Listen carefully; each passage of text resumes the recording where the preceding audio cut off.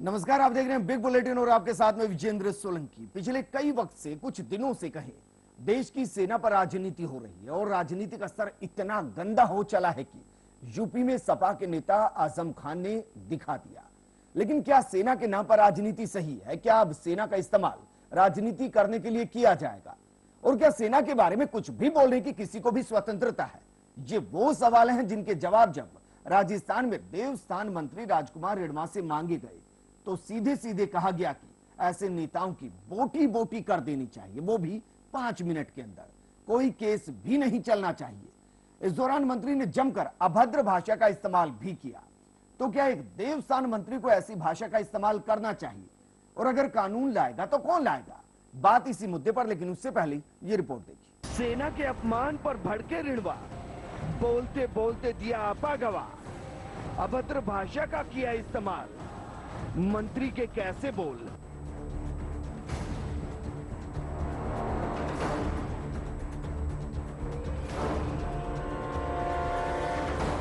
मौका था सीकर जिले के कोलीडा गांव में शहीद केशर देव की प्रतिमा के अनावरण का। मौके पर पहुंचे थे राजस्थान सरकार में देवस्थान मंत्री राजकुमार रिढ़वा। तो जाहिर है शहीद, शहादत और सेना को लेकर मंत्री को कुछ बोलना भी था। लेकिन इस दौरान मंत्री जी ने जब बोलना शुरू किया तो फिर ना तो ये ध्यान रख पाए कि वो देवस्थान मंत्री है और ना ही वो ये ध्यान रख पाए कि केंद्र और प्रदेश में उनकी ही सरकार है। जरा सुनिए उन्होंने क्या कहा। जो हमारे राष्ट्र की रक्षा करने वालों पर जो स्टेटमेंट देते हैं, बयान देते हैं, मैं संविधान की तरफ देखता करता हूँ कि इस संविधान में ऐसे नियम बनाए गए कि उनकी बोटी बोटी काट दी जीप से। इस तरह ने अपने वो 50 डिग्री टेम्परेचर पर काम कर रहे हैं, 0 डिग्री टेम्परेचर के अंदर में जो देश की रक्षा कर रहे हैं, उनके प्रति जो स्टेटमेंट देते हैं वो कि उनका जाना अच्छी बात है कि इस कितनी बड़ी दुर्भाग्य की बात है। वो जिंदा छोड़ते हैं, संविधान में ऐसा कानून बना चाहिए। इस तरह के नेता जो स्टेटमेंट है उन्हें 5 मिनट के अंदर खत्म करे, केस भी नहीं चले। गालियों के जरिए मानो वाक्यों को बांधते हुए रिढ़वा इतना बोल गए कि समझ नहीं आया कि देवस्थान मंत्री की भाषा भी अभद्र शब्दों से अलंकृत हो सकती है। लेकिन ये भी हो सकता है कि वो उन नेताओं के बयान से आहत हो जिन्होंने सेना को लेकर मर्यादाओं को कुचलने वाले बयान दिए। लेकिन आहत को समझने के लिए अभद्रता पर उतर आना और किसी की अभद्रता का जवाब अभद्रता के साथ ही देना कितना सही है। लेकिन जिस सजा की बात यहाँ मंत्री कर रहे हैं, जिस संविधान संशोधन की दुहाई दे रहे हैं, आखिर उसे कौन करेगा? अगर वाकई में मंत्री जी का ऐसा ही सोचना है तो क्यों ना मंत्री जी अपनी सरकार को ही लिख कर दे दे, क्योंकि केंद्र और प्रदेश में उनकी ही सरकार है। या फिर इसे व्यक्तिगत आहत मन से भरा, भावावेश में गालियों से ससा एक बयान भर मान लेना चाहिए। या फिर सेना पर राजनीति न करने की दुहाई देते देते मंत्री जी खुद राजनीति कर गए। ब्यूरो रिपोर्ट, समाचार प्लस। इस बीच सवाल यह भी खड़ा होता है कि क्या वाकई में मंत्रियों की भाषा पर पकड़ कमजोर हो चली है या फिर गालियों को शब्दावली के जरिए इस्तेमाल किया जा रहा है ताकि यह दिखाया जा सके कि वो किस तरीके की भाषा का इस्तेमाल करना भी जानते हैं। इस पर बात करने के लिए हमारे साथ मौजूद है बीजेपी विधायक ज्ञानदेव आहूजा जी, कांग्रेस नेता सुरेश चौधरी जी, विश्लेषक मानचंद खंडेला जी और सामाजिक कार्यकर्ता यशवर्धन सिंह जी। यशवर्धन सिंह जी, आपके साथ में इस चर्चा को शुरू करना चाहूंगा। क्या वाकई में आवेश में आते हुए, भावावेश में आते हुए, किसी की शब्दों पर आपत्ति जताते हुए खुद आपत्तिजनक शब्दों का इस्तेमाल कर दिया जाए और वो भी देवस्थान मंत्री? देखिए, जहां तक राजकुमार रिढ़वा साहब का सवाल है, वे बड़े धार्मिक और भावुक किस्म के व्यक्ति माने जाते हैं जी, मगर जिस तरह का ये बयान आज उन्होंने दिया है वो बड़ा हैरान करने वाला बयान है। विधायक का मतलब होता है लॉ मेकर, जो कानून बनाए और कानून की बात करे। कानून के बाहर जाकर इस तरह का सजेशन देना, इस तरह का सुझाव देना, ये बड़ा हैरान करने वाला और बड़ा आश्चर्यजनक बयान है जी। अगर हम इस तरह की एक परिपाटी खड़ी कर देंगे तो मानवाधिकारों के हनन का रास्ता ही खत्म हो जाएगा। ठीक है ज्ञानदेव आहूजा जी, ज्ञानदेव आहूजा जी, क्या इन गालियों को सर शब्दावली मान लिया जाए? ऐसा है कि मानवाधिकार के नाम पर जी देश में देशभक्तों के खिलाफ कुछ भी बोले हैं, सेना के खिलाफ कुछ भी बोले हैं जी, सेना पर पत्थर फेंकने वालों के लिए ये कुछ नहीं कहना चाहते, सेना के शहीद होने वालों के लिए गालियां देते हैं जी। अब ऐसे सेना के शहीदों को गालियां देंगे, सेना पर पत्थर फेंकेंगे और गद्दारी की बात करेंगे और उनको बोटी बोटी नहीं करनी चाहिए। ठीक है ज्ञानदेव जी, अगर कोई नजर में गद्दार है, अगर कानून की नजर में कोई गद्दार है, सरकार की नजर में कोई गद्दार है, सर सूली पे चढ़ा दीजिए, देश का कोई आदमी नहीं बोलेगा। मेरा सवाल यह है कि क्या गालियों को शब्दावली बना लिया गया? ऐसा है कि ये मानव अधिकार का नाम लेकर के गद्दारों को पनपाना क्यों चाहते हैं हम सर मत पालिए ना देश के गद्दारों को। सर मत पालिए, यहाँ भी आपकी सरकार, केंद्र में भी आपकी सरकार, चढ़ा दीजिए सूली पे। नहीं, आप सुनिए गद्दारों को पुरस्कार और देशभक्तों का तिरस्कार ये हम लोग तो सहन नहीं कर सकते, और जो सहन करते हैं उनकी आदत बन गई है और उनका। सर क्या आपकी सरकार सहन कर रही है? सरकार हमारी कर रही है, सरकार को हम सुझाव देंगे जी, ऐसा बनाया जाए कि कोर्ट कचहरी के अलावा ऐसे गद्दारों को सीधे सजा दी जाए, उनको गोली छोड़ा जाए या बोटी बोटी की जाए। सर आप ये कह रहे हैं कि आपकी सरकार गद्दारों को सहन कर रही है? आप ये कह रहे हैं कि आपकी सरकार उनको सहन कर रही है जो सेना का अपमान करते हैं? नहीं, हमारा सुझाव है, सरकार क्या सोच रही है। सरकार अपने हिसाब से नियम कानून से चलने के लिए और बाध्यता और कमिटमेंट है इस देश में अनुशासन और व्यवस्था के लिए। सरकार का काम अनुशासन व्यवस्था को बनाए रखना, कानून व्यवस्था को बनाए रखना, लेकिन हम लोगों का सोच है, हम उनको सुझाव देंगे, आगे देखिए क्या होता है। ठीक है मानचंद खंडेला जी, वैसे तो कानून के अंदर देशद्रोह नाम का शब्द अभी तक इस्तेमाल हुआ ही नहीं। सर मैं उससे ही तर पूछना चाहता हूं कि जिस तरीके से बार बार आपत्तिजनक शब्द आते हैं, क्या मान लिया जाए कि राजनीति के अंदर जो गालियां हैं वो शब्दावली बन चुकी है, जिनके बिना वाक्य पूरा नहीं होना है?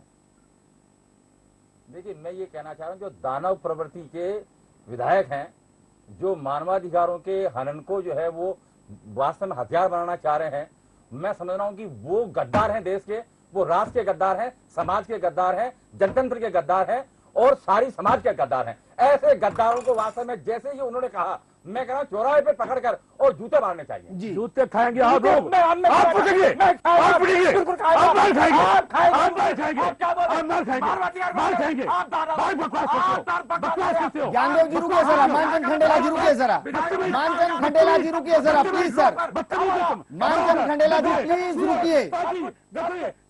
पाजी, बेईमान, चोर, डकैत, चोर, बेईमान, गद्दार, ऐसे लोगों को, कुत्तों को ज्ञानदेव आहूजा जी रुकिए जरा, ज्ञानदेव जी प्लीज, मानचंद खंडेला जी प्लीज, मानचंद खंडेला जी रुकिए जरा, Gyandev ji please, Gyandev ji please, Gyandev ji please, Manchand Khandela ji रुकिए जरा, मानचंद खंडेला जी रुकिए जरा, मानचंद खंडेला जी रुकिए जरा please, Gyandev Ahuja ji please, Gyandev Ahuja ji please रुकिए, तुम चोर हो। ठीक है ज्ञानदेव आहूजा जी रुकिए जरा please, Gyandev Ahuja ji please, Gyandev Ahuja ji please, Gyandev Ahuja ji please, sir Gyandev Ahuja ji please, sir please रुकिए जरा, सर प्लीज रुकिए, व्यक्तिगत मत जाइए सर, सर व्यक्तिगत मत जाइए। मानचंद खंडेला जी, तुम्हारा बुढ़ापा आ गया, बुढ़ापा आ गया सारा। ज्ञानदेव आहूजा जी, मानचंद खंडेला जी व्यक्तिगत मत जाइए प्लीज सर, प्लीज मुझे प्रोग्राम यही वाइंड अप करना पड़ेगा please sir, please sir, Gyandev Ahuja ji please, Manchand Khandela ji, Gyandev Ahuja जी,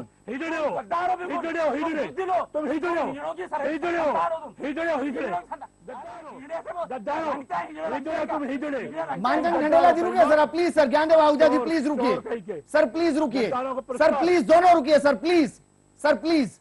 पहले तो मैं आप दोनों से गुजारिश करना चाहूंगा कि अगर आप एक दूसरे के लिए इस तरीके के शब्दों का इस्तेमाल करेंगे सर, तो प्रोग्राम करने का मतलब ही नहीं, क्योंकि मैं वैसे ही, ठीक है सर रुकिए जरा प्लीज सर, मानचंद खंडेला जी, मानचंद खंडेला जी, मानचंद खंडेला जी रुकिए जरा, ठीक है Gyandev ji please, Gyandev ji please, sir चाय कॉफी होगी आपके सामने, उसे पी लीजिए, रुकिए जरा सर, रुकिए जरा, मानचंद खंडेला जी, देशभक्तों का तिरस्कार, सुरेश चौधरी जी, सुरेश चौधरी जी, सुरेश चौधरी जी क्या मुझे सुन पा रहे हैं सर? देश के गद्दार हो, गद्दार है, गद्दार, सुरेश चौधरी जी क्या आप मुझे सुन पा रहे हैं? मुखबरी की तुमने की, अंग्रेजों की मुखबरी तुमने की, मानचंद खंडेला जी रुकिए जरा प्लीज सर, ज्ञानदेव आहूजा जी, ज्ञानदेव आहूजा जी रुकिए जरा सर, रुकिए प्लीज, तुमने की है, मानचंद खंडेला जी रुकिए प्लीज सर, प्लीज कोई नहीं बोलेगा please sir, sir please, sir please, अरे तुम गुस्ताखी नहीं कर सकते तो शुरुआत तुमने की सर प्लीज। मानचंद खंडेला जी, सबसे पहले तो मैं सिर्फ ये जानना चाहता हूं कि आपने जिन शब्दों का इस्तेमाल किया, ये उन गद्दारों के लिए किया जो सेना के लिए आपत्तिजनक शब्द इस्तेमाल करते हैं, या फिर आपने राजकुमार रिणवा के लिए किया?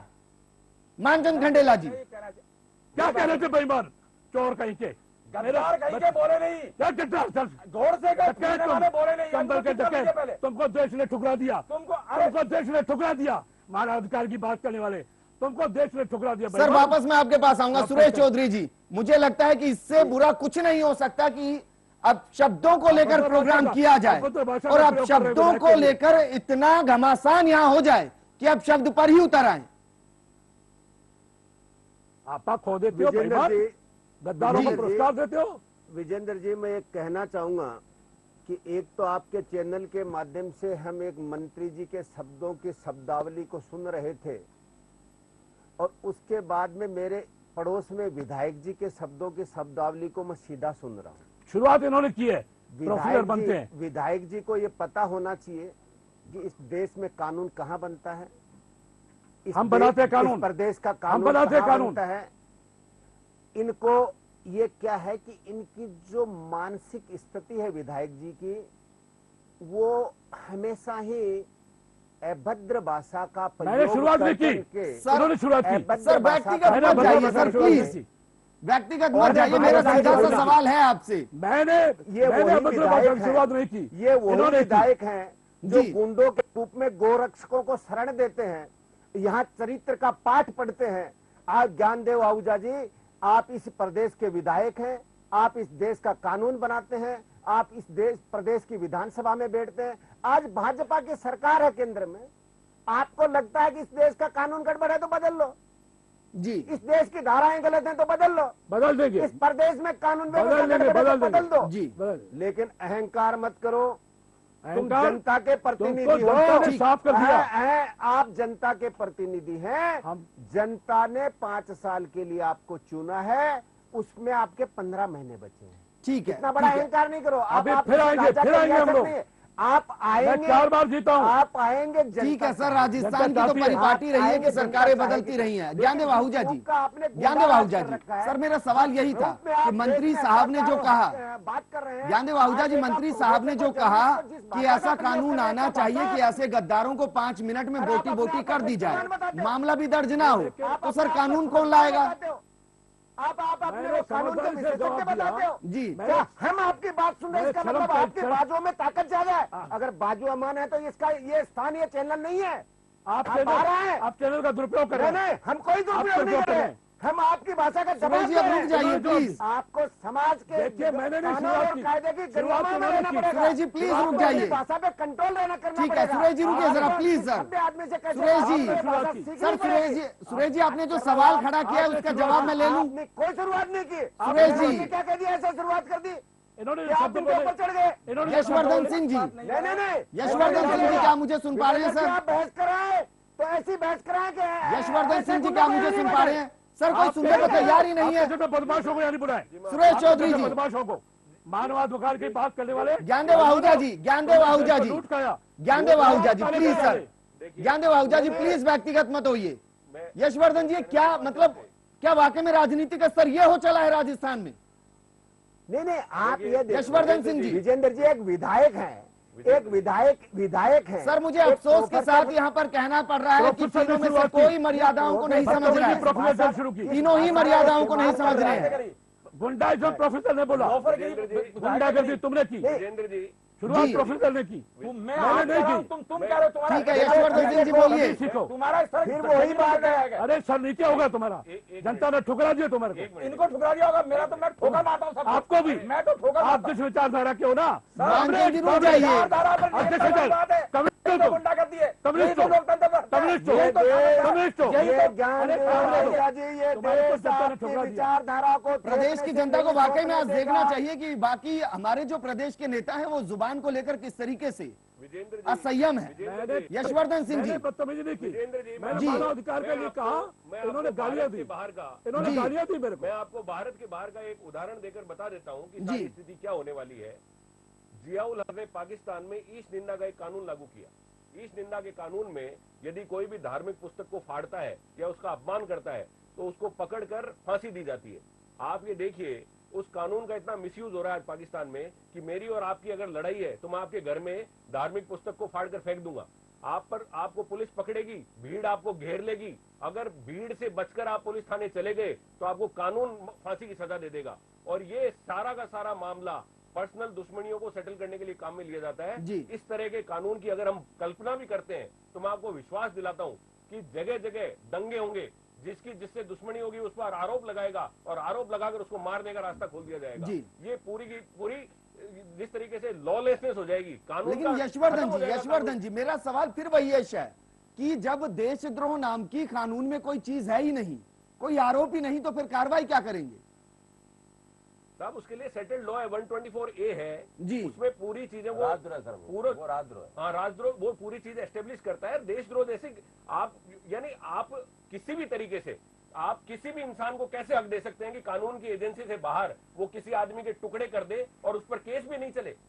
आप सोच सकते हैं इस तरह की अगर हम इस तरह का अगर समाज ठीक है। ज्ञानदेव आहूजा जी आपको लग रहा है कि देश में गद्दार बढ़ रहे हैं, आपको लग रहा है कि सेना के खिलाफ इस तरीके के शब्दों का इस्तेमाल नहीं होना चाहिए, आपको लगता है कि देश हित में नहीं है, तो सर सरकार आपके उनके खिलाफ कठोर कार्रवाई कीजिए। क्यों फिर आजम खान खुले घूम रहे हैं? हम भी चाहते हैं कि देश की सेना के खिलाफ इस तरह की बात नहीं कीजिए। मेरा निवेदन है कि सरकार को हम लिख रहे हैं, केंद्र को भी प्रांत को भी, कि ऐसे गद्दारों का इलाज। ये फिर वो गलत बात बोल रहे हैं। आप किसको लिख रहे हैं? आपकी ज्ञानदेव आहूजा जी आप गलत बात कर रहे हैं। आपकी सरकार है ना ना ना ना ना, आप लिख किसको रहे हैं?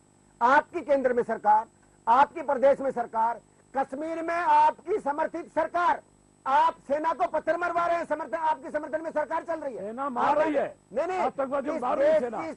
ज्ञानदेव आहूजा जी सेना का ज्ञानदेव आहूजा जी नहीं करेगी। ज्ञानदेव आहूजा जी सर, ये जो संयम बार बार खोया जाता है, क्या मैं वाकई में जानना चाह रहा हूँ, क्या बोलचाल की भाषा में अब शब्दों का इस्तेमाल होने लगा है? क्योंकि यहाँ तो ऑन प्रोग्राम हो रहा है। मैंने शुरुआत नहीं की सर, ठीक है ठीक है, इन्होंने हल्के शब्द सर शुरुआत नहीं की, अंत तो किया। मानवाधिकार का सर शुरुआत नहीं की, अंत तो किया। इनको इतना पागलपन शब्दों का इस्तेमाल तो किया।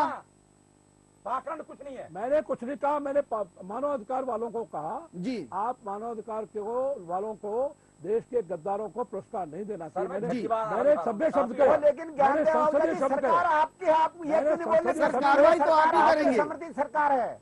ज्ञानदेव आहूजा जी मुझे सर मैं एक सवाल का जवाब जानना चाह रहा हूँ और वो जवाब मुझे मिल नहीं रहा है। ज्ञानदेव आहूजा जी क्या स्टेज पर खड़ा होकर चिल्लाकर, क्या स्टेज पर खड़ा होकर चिल्लाकर अब शब्दों का इस्तेमाल कर कर देशभक्ति दिखाई जाएगी? आपको लग रहा है कि दूसरा गलत है, आप उसको सलाखों में डाल दीजिए। आप सुनिए, मैंने मानवाधिकार के लिए कहा, आपने व्यक्तिगत गालियां देना शुरू कर दिया, जैसे आपने हल्का बोलना शुरू कर दिया, जैसे आपने इतना हल्का बोला है, वो रिकॉर्ड है सारा। वो रिकॉर्ड है, वो आपने मेरे बारे में बोला रिकॉर्ड है ना, वो रिकॉर्ड है, आपका रिकॉर्ड है। बाद में बोला है, मैंने बाद में बोला है बाद में बोला है मैंने। सर मैं तुमने नपुंसक कहा, मैंने तुम्हें हिजड़ा कहा, सीधा शब्द। 8 बार सर फिर व्यक्तिगत मत होइए, सर फिर व्यक्तिगत मत होइए। मानचंद खंडेला जी, मानचंद खंडेला जी, सर पहले तो इस चीज को, स्थिति को स्पष्ट कीजिए। आपने जिन शब्दों का इस्तेमाल किया था वो राजकुमार रिंडवा के लिए था या आजम खान जैसे नेताओं के लिए था? 100% जो बोल रहे हैं, जो संदर्भित रूप से जो बात है उसके बारे में कही। अब मैं एक प्रश्न आपके सामने खड़ा कर रहा हूं जी। अभी महाराष्ट्र में शायद आज के अखबार में ये बात आई है कि मकान आवंटन को लेकर जो सोसाइटी थी उसमें 2 पूर्व सेनाध्यक्षों को आरोपित किया गया है। अब आप इसको क्या मानेंगे?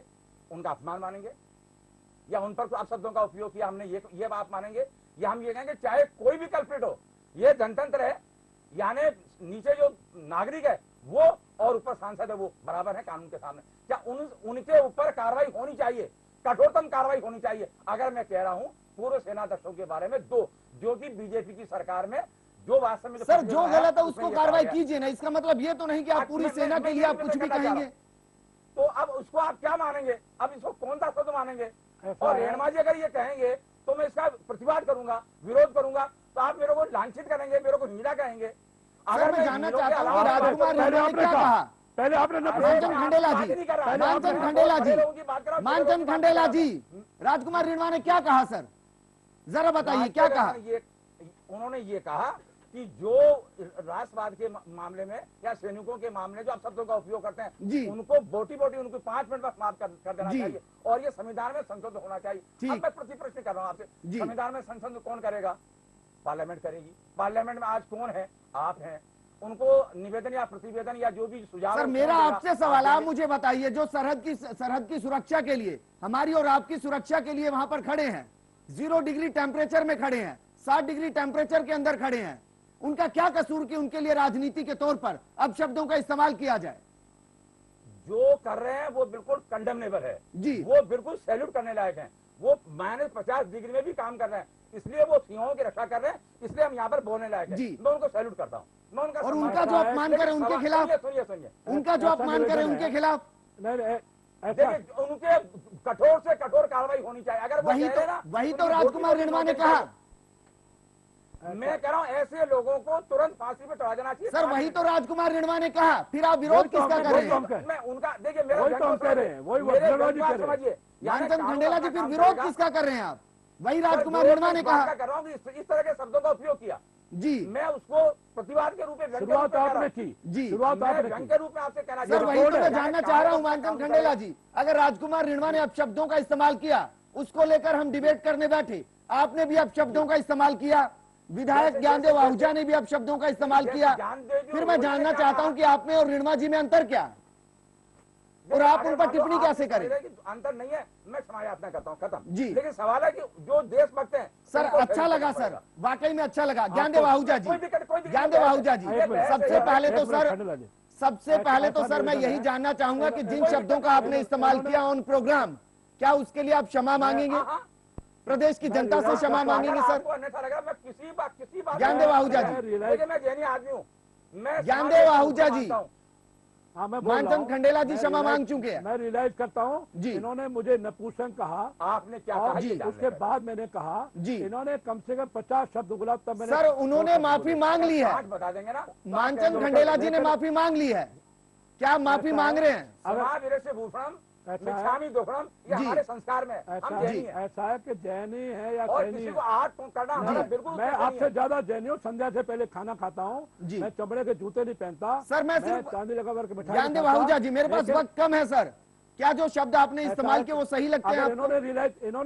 इन्होंने रियलाइज कर लिया है जी, तो मैं भी उसके लिए खेद व्यक्त करता हूँ, लेकिन हल्के शब्द का प्रयोग न करें। यशवर्धन सिंह जी, क्या राजकुमार रिणवा को भी ऐसे खेद व्यक्त कर लेना चाहिए? अब एक मिनट ऐसा है, जिन जनरलों का इन्होंने हवाला दिया है जी, भूतपूर्व जनरल, ऐसा है भूतपूर्व जनरल जिन्होंने का हवाला दिया है जी, अब कहाँ राम और कहाँ टाटा है जी, वो भूतपूर्व जनरल जिन्होंने आदर्श घोटाला किया, वर्तमान में जो जनरल है, वर्तमान में जो सेना है, जो ग्लेशियर में खड़ी है, जो कारगिल में खड़ी है, जो मुकाबला कर रही है, उनके लिए क्यों? ज्ञानदेव जी, सेना को हर कोई सलाम करता है सर, हम यहाँ बैठे हैं, महफूज हैं सेना की बदौलत, कर रहे हैं ना यहाँ, हम सेना की बदौलत यहाँ पर है, सलाम करते हैं सर सेना को। यशवर्धन जी, क्या राजकुमार रिणवा को भी माफी मांग लेनी चाहिए? बात को घुमा रहे हैं, बिल्कुल राजकुमार जी आर्मी को देश का हर नागरिक सलूट करता है, करना भी चाहिए, करता भी रहेगा, लेकिन देश के किसी भी राजनेता को कानून हाथ में लेने का अधिकार नहीं है, और कम से कम ऐसे अपशब्दों का इस्तेमाल तो नहीं करना चाहिए जो खुद कानून बनाते हैं। शुक्रिया हमारे साथ जुड़ने के लिए। बिल्कुल। ज्ञानदेव आहूजा जी, मानचंद जी आपका भी, सुरेश जी आपका भी और